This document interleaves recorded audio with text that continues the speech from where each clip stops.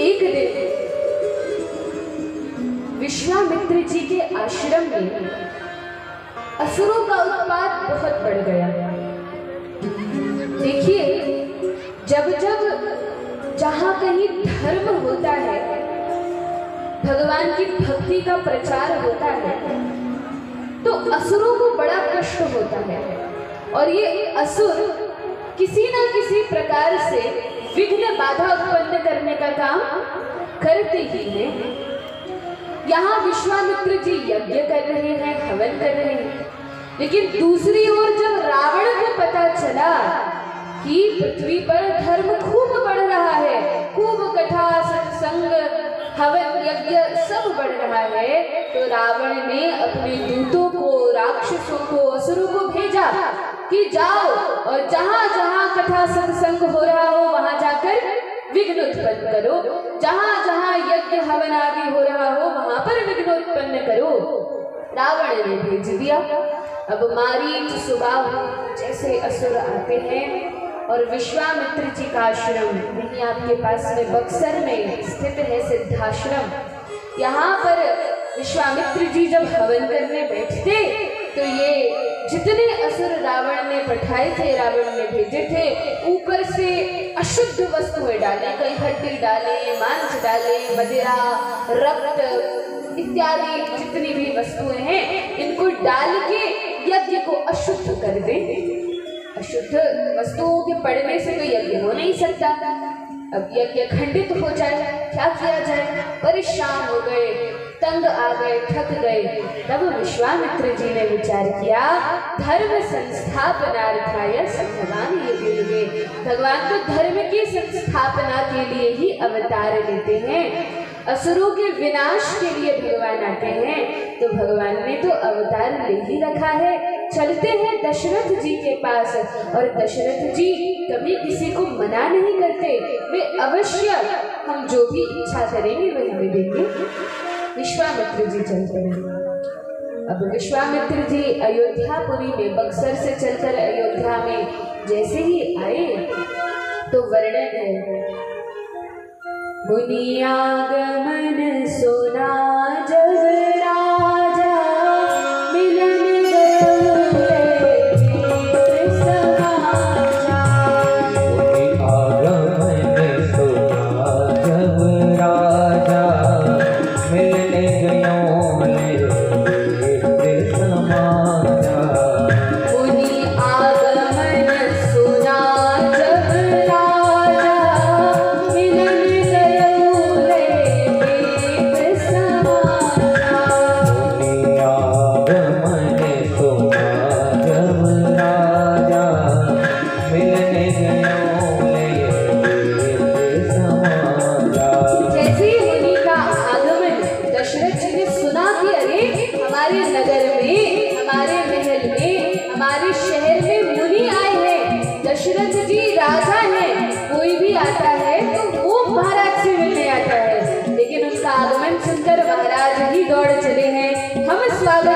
जाएंगे। सारे ब्राह्मण समाज को लेकर स्वागत के लिए जाते हैं।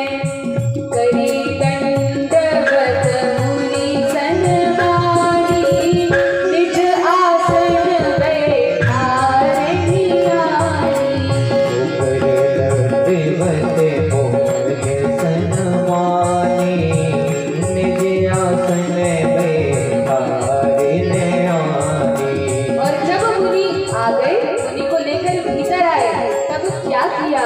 तो कहा, निज आसन पर, जिस आसन पर महाराज दशरथ बैठा करते थे, उस आसन पर मुनिराज को बैठाया, क्योंकि वही सबसे बड़ा आसन था। कितनी सुंदर शिक्षा दशरथ जी के माध्यम से हमें प्राप्त होती है। जब संत पुरुष आए, भगवत भक्त आए, ब्राह्मण आए, मुनि आए, तो कैसे सम्मान करना चाहिए? सर्वोपरि आसन पर बैठाया और प्रणाम कैसे किया? तो कहा, ध्यान से सुनिए, करी दंडवत मुनि सन्मानी, निज आसन बैठारे निरानी। दंडवत मुनि सन्मानी, निज आसन बैठारे निरानी।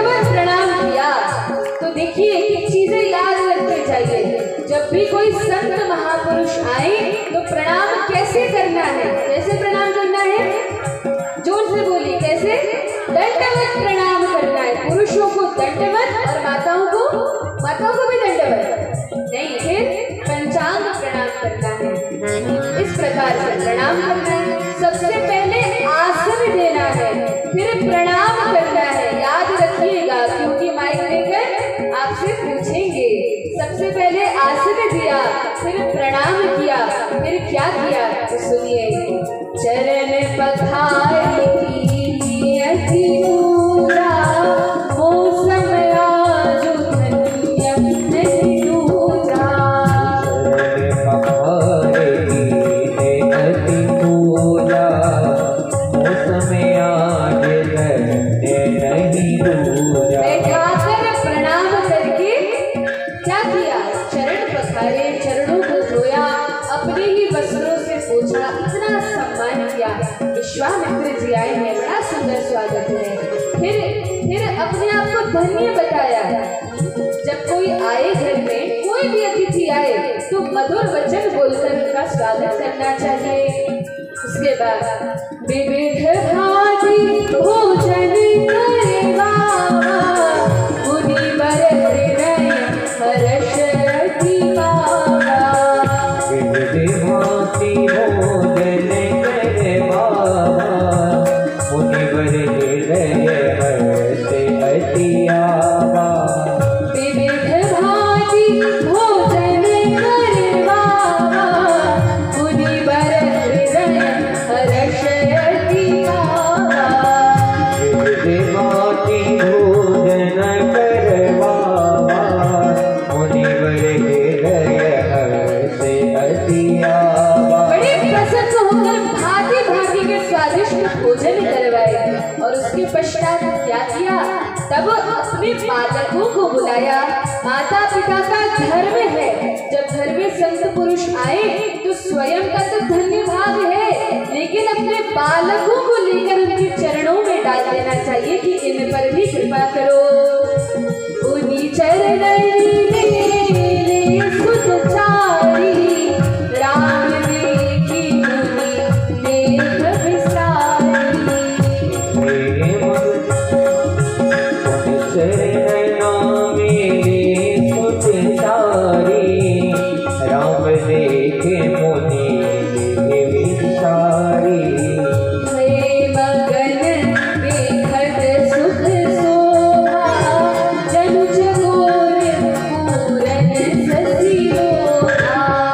हे मगना देखत मुख शोभा, जन चकोरे पूरन ससी लोभा।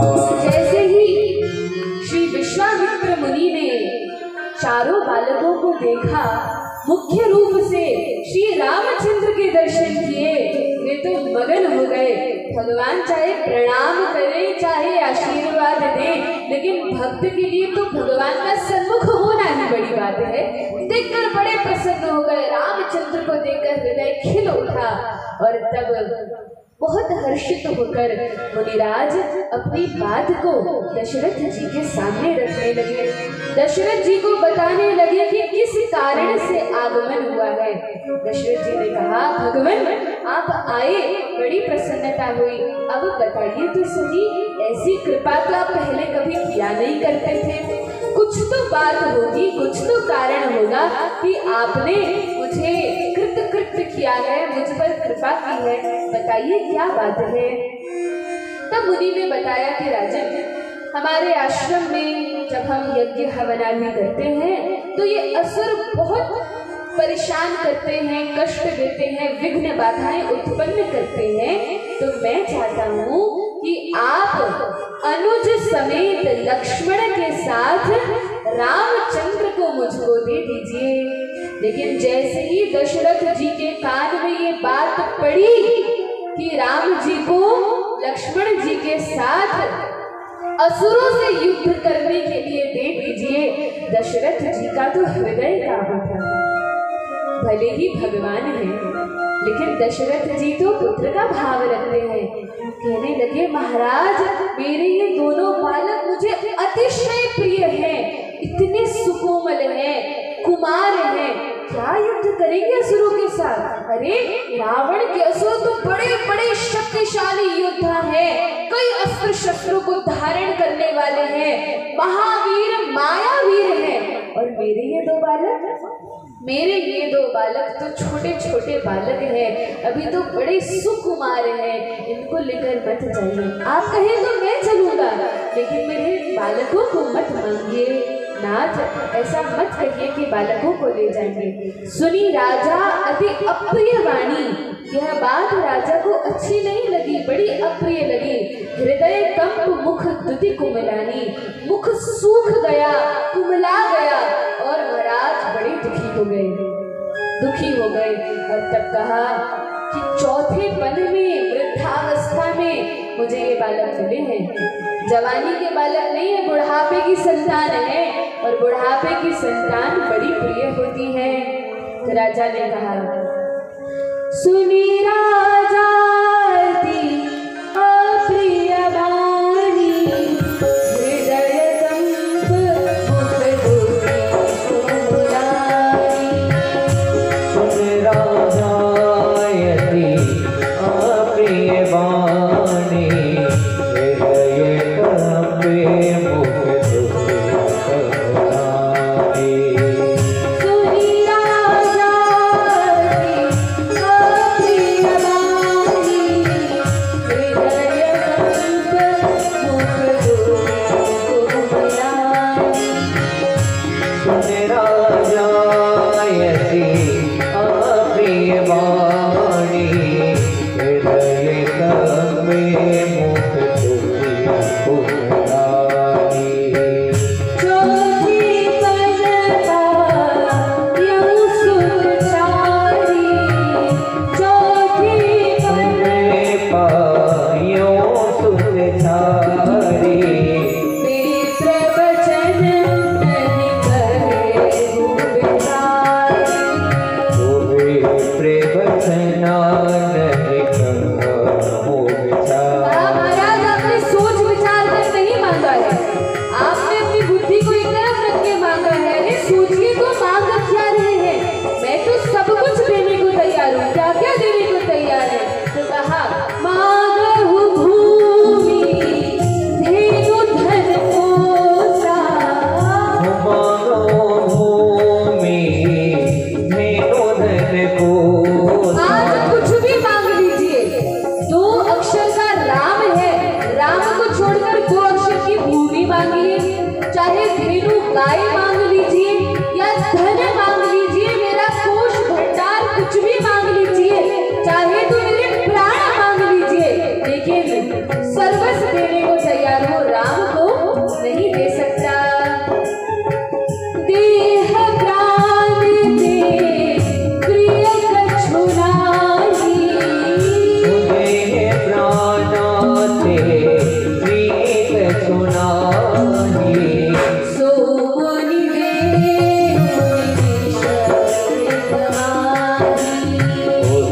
मुनि देहु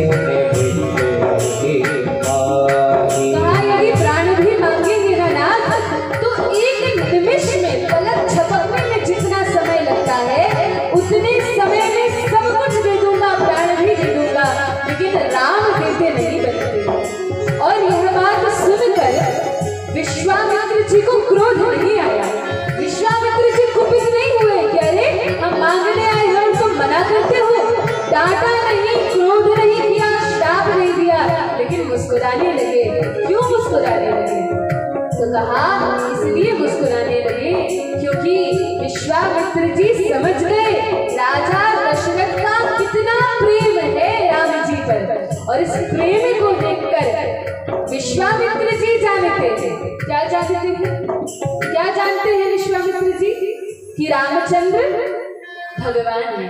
विश्वामित्र जी जानते हैं कि रामचंद्र भगवान है, लेकिन यह देखकर प्रसन्न है कि राजा अपने पुत्र को भगवान नहीं समझते, वे तो पुत्र समझकर वात्सल्य कर रहे हैं।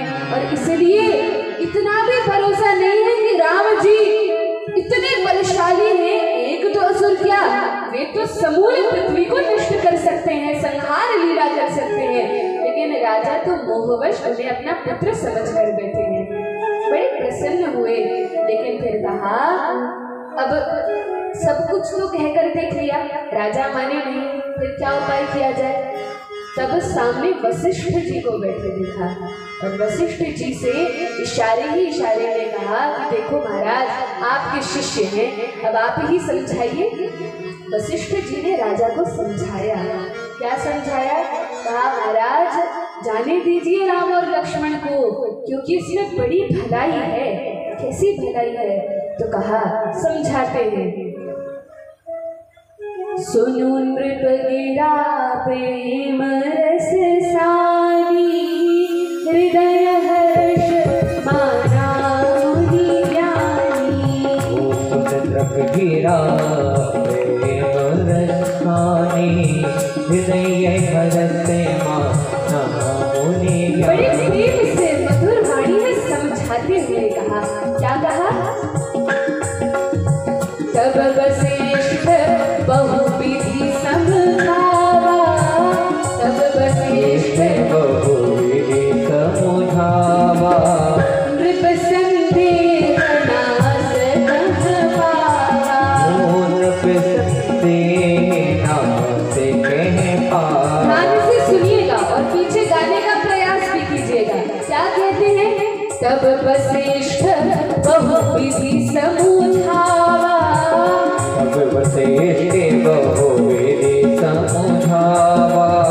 नृप संदेह नाश कह पावा, नृप संदेह नाश कह पावा। तब वशिष्ठ बहुविधि समझावा।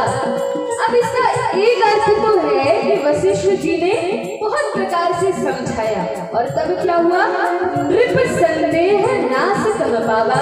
नृप का, राजा का संदेह तुरंत नष्ट हो गया।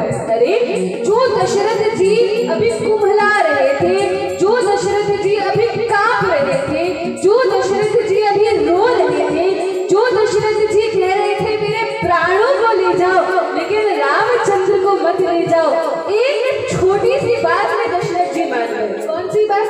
तो कहा अधिक कुछ नहीं कहा, एक चौपाई में कह दिया। तब वशिष्ठ बहुविधि समझावा। तो ऐसा क्या कह दिया वशिष्ठ जी ने कि राजा दशरथ तुरंत मान गए। तो संत जन भाव देते हैं और भाव एकदम सही है। क्या भाव दिया? कि वशिष्ठ जी ने बहुविधि समझाई। कहा कि जाने दो, क्योंकि संत के साथ जाएंगे तभी इनका विवाह होगा, और ये 2 जाएंगे तो 4 को लेकर आएंगे, और 4 जाएंगे तो 8 को लेकर आएंगे, अर्थात 2 जाएंगे तो 4 आएंगे, अर्थात 2 बहुएं और आएंगे। इसलिए कहा तब वशिष्ठ बहुविधि समझावा, नृप संदेह नाश कह पावा। तब वशिष्ठ बहुविधि समझावा, नृप संदेह नाश कह पावा। जब राम जी हमारे जीवन में आते हैं तो ऐसा ही करते हैं। एक राम जी आते हैं, फिर कईयों को लेकर आते हैं। कल भी सुना था ना, एक को बुलाओ तो जोर से, एक को बुलाओ तो, 2 को बुलाओ तो, और 3 को बुलाओ तो राम दरबार प्रकट हो जाता है। इसी प्रकार से दशरथ जी से कहा 2 को भेजोगे तो 4 आएंगे, और जब पूरे 4 जाएंगे तो 8 आ जाएंगे, इसलिए चिंता मत करो। जब ये विश्वामित्र जी के साथ जाएंगे तब ही इनका विवाह होगा, नहीं तो कुंवारे ही बैठे रहेंगे, कभी विवाह होने वाला नहीं है। बहुविधि समझाई, बहू कैसे आएगी उसकी विधि बता दी, और तब तो राजा ने प्रसन्न होकर कहा जाओ जाओ राम लक्ष्मण चले जाओ, क्योंकि लाभ होता है तो सब जाने देते हैं, हाँ हाँ जाओ। तब जाने दिया और विश्वामित्र जी दोनों भाइयों को लेकर गए हैं, बड़े आनंदित हैं, हर्ष के साथ भगवान चले हैं। तब कहा जाकर माताओं से भी आज्ञा ले आओ।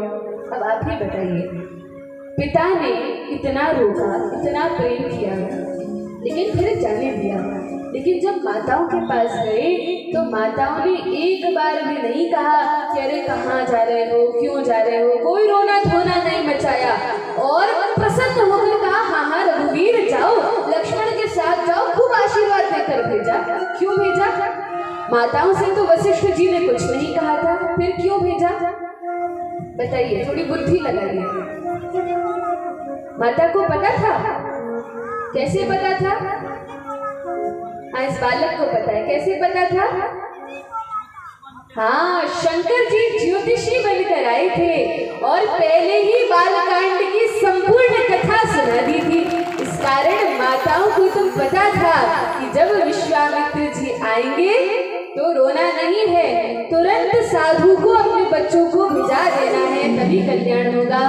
जब संत आते हैं, बालकों को मांगते हैं तो भेज देना चाहिए, क्योंकि उससे कल्याण ही होता है। कल्याण का अर्थ क्या है? दक्षिण भारत में विवाह को कल्याण कहते हैं, और कुछ कुछ रामायणों में कहा है कि विश्वामित्र जी कल्याण के लिए ही लेने आए हैं। कल्याण का अर्थ है विवाह के लिए ही लेने आए हैं। तो माताओं ने तो प्रसन्नता पूर्वक आशीर्वाद देकर भेजा दिया। हाँ, जाओ विजयी भव, हाँ, धनुष यज्ञ में विजयी होकर आना, इस प्रकार से भेज दिया। और श्याम गौर वर्ण के ये दोनों सुंदर बालक विश्वामित्र जी के साथ बड़े सुशोभित हो रहे हैं। विश्वामित्र जी इनको लेकर जाते हैं और ऐसा लग रहा है मुनिराज को आज कि आज तो महामणि मिल गई है, महानिधि मिल गई है, मानो सबसे बड़ी संपत्ति मिल गई है। और वास्तव में भगवान से बड़ी संपत्ति क्या और कुछ हो सकती है? भगवान से बड़ी कोई संपत्ति नहीं है। श्याम गौर सुंदर दो भाई, विश्वामित्र महानिधि भाई। श्याम गौर सुंदर दो भाई, विश्वामित्र महानिधि भाई। प्रभु ब्रह्मण्य देव में जाना, मोहिनी पिता जजेऊ भवाना। प्रभु ब्रह्मण्य देव में जाना, मोहिनी पिता तजेऊ भगवाना। मुनि मन ही मन सोचते हैं भगवान निश्चित ब्रह्मण्य देव है। कौन है? ब्रह्मण्य देव है। कौन है? ब्रह्मण्य देव है। ब्रह्मण्य देव का अर्थ क्या है? भगवान ब्राह्मणों से बड़ा प्रेम करने वाले हैं। देखिए, इस कारण नहीं कि ब्राह्मण जाति के हैं, इस कारण कि जो भगवान के भक्त हैं, जिन्होंने अपना संपूर्ण जीवन भगवान के चरण कमलों को आश्रित कर दिया है, ऐसे जन, ऐसे भक्त भगवान को अति प्रिय होते हैं। नमो ब्रह्मण्य देवाय वो ब्राह्मण हिताय च। भगवान ब्रह्मण्य देव है, हमेशा ब्राह्मणों की, संतों की, भक्तों की और गौ की रक्षा करने वाले हैं। अवतार भी तो इसलिए लेते हैं, विप्रधेनु सुर संत हित दीन मनुज अवतार। तो विप्रों की, ब्राह्मणों की, संतों की, गौ की रक्षा के लिए भगवान अवतरित होते हैं। इसलिए भगवान विश्वामित्र जी के साथ जाते हैं। जब विश्वामित्र जी के साथ गए तब दशरथ जी ने एक बड़ी सुंदर बात कही थी। दशरथ जी ने कहा था, हे श्री राम, हे लक्ष्मण, मैं आज से तुम्हें विश्वामित्र जी के हाथ में सौंप रहा हूँ। हाथ में सौंपने का अर्थ क्या है? कि मैं इनको सौंप रहा हूँ, अब पिता के समान इनको जानना और इनकी सारी आज्ञा का पालन करना। पिता के समान बना दिया, अर्थात दशरथ जी ने पूर्ण अधिकार विश्वामित्र जी को दे दिया कि अब ये आपके बच्चे हैं, आप इनके पिता हैं। और पिता को अधिकार होता है जहां विवाह करना चाहे वहां कर सकते हैं।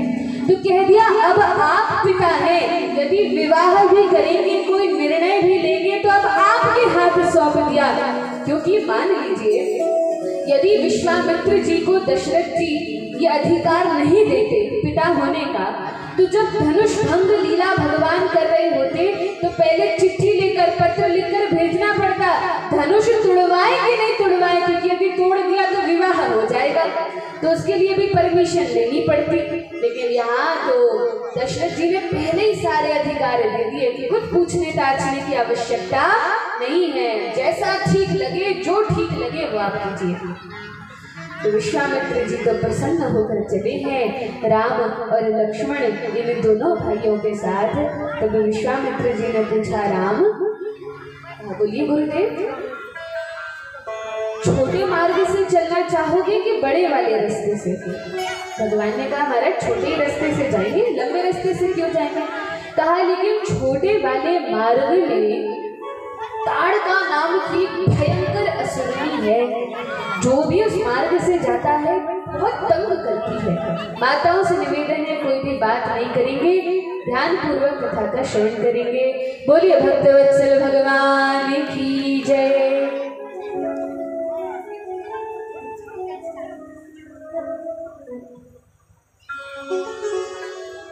विश्वामित्र जी ने कहा, राम यहाँ ताड़का नाम की एक असुरनी निवास करती है इस मार्ग में, और जो भी व्यक्ति आता है कानों से आवाज सुनते ही झपट पड़ती है और उसको मार देती है।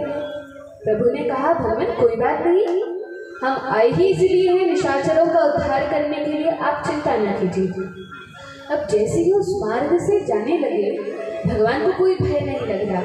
भगवान और भगवान के भक्त, ध्यान से सुनिएगा, भगवान और भगवान के भक्त, जिन लोगों ने भगवान का अथवा भगवान के नाम का आश्रय ले रखा है, वो कभी किसी व्यक्ति से डरते नहीं हैं। तो भगवान तो साक्षात जिनका नाम ही भय को समाप्त करने वाला है। भागवत में कहते हैं, आपन्नः संसृतिं घोरां यन्नाम विवशो गृणं ततः सद्यो विमुच्येत यद् बिभेति स्वयं भयम्। जिनका नाम लेने से डर भी डर जाता है, आखिर उन भगवान को कैसे कोई डरा सकता है, या उनके भक्तों को कोई कैसे भयभीत कर सकता है? भक्तों को कोई धमकी दे, कोई मारने को कहे, कुछ भी कहे, भगवान के भक्त डरते नहीं है। जैसे सिंह का बालक है, सिंह का छोटा बालक है, सिंह शावक है, तो उसको कोई कितना भी गुर्राए और कितना भी कहे कि मैं तुम्हें मार दूंगा, लेकिन सिंह का बालक नहीं डरता, क्योंकि वो जानता है कि मेरे पिता कौन है। तो कहा, सिंह पिता है, और जब सिंह पिता है तो वो बालक क्यों किससे डरे? और हमारे पिता कौन है? कौन है हमारे पिता? नरसिंह देव हमारे पिता है। तो जब भक्ति विघ्न विनाशक नरसिंह देव पिता है, तो हम बालकों को डरने की क्या आवश्यकता है? बोलिए नरसिंह देव भगवान की जय। जिनका नाम लेने से भयभीत हो जाता है, वे नहीं डरते। इस प्रकार से भगवान ने कहा, मुनिवर चिंता न कीजिए, हम डरेंगे नहीं। जैसे ही इस ताड़का ने मार्ग में आए हुए इन बालकों की आवाज सुनी, आवाज कैसे सुनी? क्योंकि भगवान कभी भी समय को व्यर्थ नहीं गवाते। भगवान क्या करते हैं? बड़ी सुंदर शिक्षा देते हैं। मार्ग में चलते हुए आ रहे हैं, लेकिन सत्संग कर रहे हैं। मुनिराज उन्हें कथा सुना रहे हैं, और राम लक्ष्मण दोनों भ्राता बड़े प्रेम से कथा सुनते सत्संग करते आ रहे हैं। भगवान प्रश्न पूछ रहे हैं, अच्छा मुनि बताइए, गंगा जी का अवतरण कैसे हुआ? गंगा जी की क्या कथा है? अच्छा नृसिंह देव भगवान की क्या कथा है? अच्छा इनकी क्या कथा है? भगवान पूछते आ रहे हैं। वैसे तो सर्वज्ञ हैं, सब कुछ जानते हैं, स्वयं ही लीला करते हैं, फिर भी हमें शिक्षा देने के लिए बता रहे हैं। हम लोगों को भी जब हम कहीं जाते हैं, ट्रेन से, गाड़ी से, बस से, तो समय व्यर्थ नहीं गंवाना चाहिए। क्या करना चाहिए? यदि ऐसा संयोग सुलभ हो कि सत्संग कर सके तो सत्संग सुनना चाहिए। अन्यथा आजकल तो सबके पास मोबाइल फोन होते हैं, मॉडर्न जमाना है, तो अपने मोबाइल में कोई कथा लगा लेना चाहिए और उसको सुनते सुनते सफर काटना चाहिए। अथवा हाथ में माला झोली ले लेनी चाहिए और भगवान का नाम जपते हुए उस रास्ते को जाना चाहिए। वह भी ना हो सके तो भगवान के नाम का कीर्तन करते हुए, मन ही मन स्मरण करते हुए जाना चाहिए। लेकिन समय को एक क्षण भी व्यर्थ कभी नहीं गंवाना चाहिए। इस प्रकार से भगवान शिक्षा देते हैं। जैसे ही उस ताड़का ने सुना, शब्द सुना तो बड़े क्रोध में भर आई और क्रोध में आकर भागती है, दौड़ती है। जैसे ही दौड़कर झपटती है, लक्ष्मण जी तुरंत अपना बाण तान देते हैं। लक्ष्मण जी मारने को उद्यत हो जाते हैं। रामचंद्र कहते हैं, अनुज तुम्हें पता नहीं है स्त्री है, अबला है, इसको मारना नहीं चाहिए।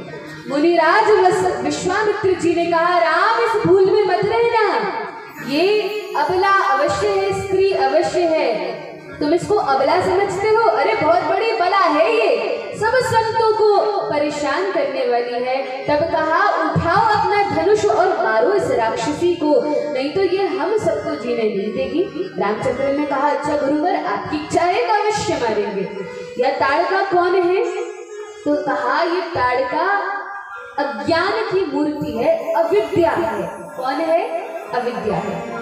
रामचंद्र के रूप में भगवान ने ताड़का को मारा। सबसे पहले देखिए, अभी तक की लीला में आप लोगों ने कहीं नहीं सुना होगा कि रामचंद्र ने किसी को मारा। ये पहली राक्षसी है जिसको रामचंद्र मार रहे हैं। और कौन है ये राक्षसी? ये अविद्या है। कौन है? अविद्या है। अविद्या अर्थात अंधकार है, अज्ञान है, ये वह अविद्या है। तो इस प्रकार से बताया, जब कृष्णावतार लिया था तब भी एक असुरनी को मारा था। किसको मारा था? किसको मारा था? कौन सी असुरनी को मारा था? हाँ, पूतना को मारा था। तब सबसे पहले पूतना को मारा था और अब सबसे पहले ताड़का को मारा। तो सबसे पहले पूतना को मारा था, वह भी अविद्या की मूर्ति है, वह भी अज्ञान है। तो भगवान जब लीला प्रारंभ करते हैं तो सबसे पहले अज्ञान को नष्ट करते हैं, सबसे पहले अविद्या को हटाते हैं, तभी तो आगे ज्ञान होगा। तो अपने भक्तों के चित्त से भी भगवान लीला करके पहले अज्ञान का नाश करते हैं, अविद्या का नाश करते हैं। तो कहा कि ताड़का क्रोध में भर कर आ गई, लेकिन भगवान ने उसको मार दिया। चले जात मुनि दीन दिखाई, मुनि ताड़का क्रोध करी खाई। चले जाते अति दीन दिखाई, मुनि ताड़का क्रोध करे खाई। एक ही बाण प्राण हरि लीना, दीन जानते निज पद दीना। एक ही बाण प्राण हरि लीना, दीन जानते निज पद दीना। एक ही बाण प्राण हरि लीना, दीन जानते निज पद दीना।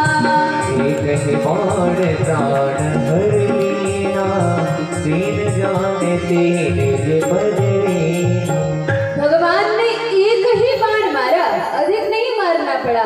एक ही बाण में उस ताड़का के प्राणों को ले लिया। लेकिन भगवान जब कुछ लेते हैं तो कुछ देते भी हैं। एक ही बाण प्राण हरि लीना, हरि ने हर लिए प्राणों को एक ही बाण में, लेकिन फिर क्या दिया?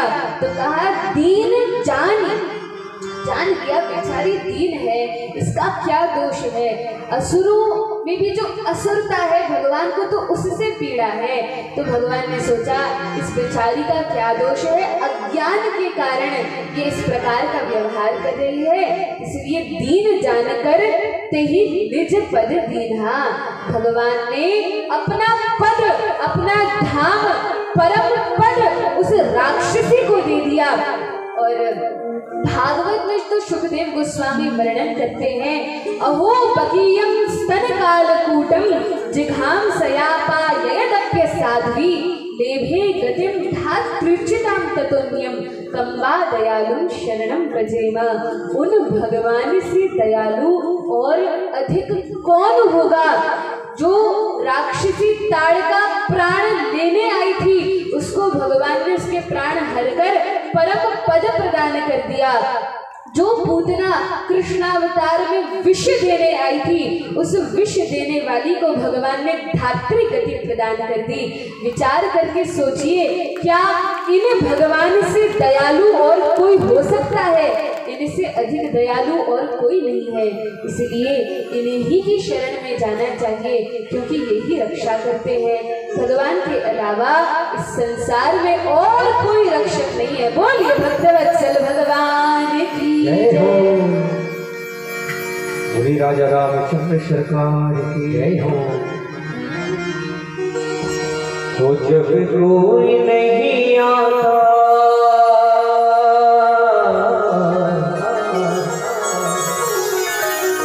तो जब कोई नहीं आता तो मेरे राम आते हैं।